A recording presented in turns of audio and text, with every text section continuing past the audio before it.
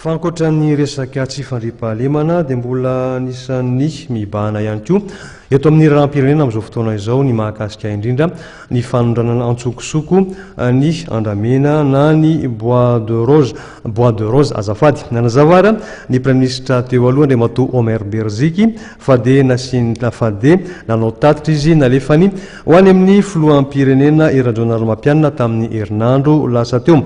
Mafy ihany koa ny Premier ministre vaovao Kolo Roger fa dia andray fepetra mikasika indrindra ity raharaha andramena ity.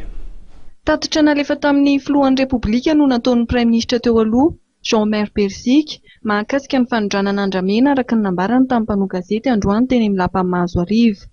Nanamafy kosa izy fa mbola tsy misy ny anarana tompon'andraikitra ambony eto amin'ny firenena voatonona ao anatin'izany. Tatitra no nalefako tany amin'ny filohan'ny Repoblika mikasika ny fitrandrahana tsy ara-dalàna ny azo sarobidy izay misy eto amintsika eto.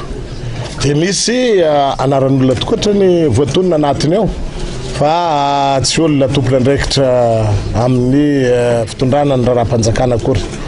Ka azo lazaina fa izay manakeloko, izay mbola manohy ny fitrandrahana tsy ara-dalàna ny harem-pirenena dia tokony ho azo ina moa ty izy ho samborina, ho azo hojerena ny fomba izay anasaziana azy mifanaraka amin'ny lalàna velona izay misy eto amin'ny firenentsika. Nanazava ihany koa mikasika ny faninjehan'ireo mpanondrana andramena ny Prime Ministre Kolo Roger. Tsy prioritaire ny ane fanendrehan'olona fa ny zavatra fa zay ide efa manome hevitra hoe tandremo fa zay navitanareo any lalàna sy ny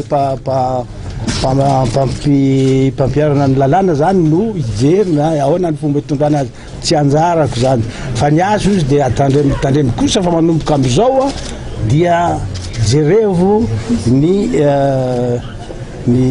tombontsoan'ny rombapolo tapitrisa malagasy. Monsieur le Premier ministre anjarany justice manao zany to. Raha ny vaovao farany voarainy dia mbola nitohy hatramin'ny omaly ny fanondranana tsokosoko ny andramena malagasy tamin'ny faritra Mananara Avaratriny.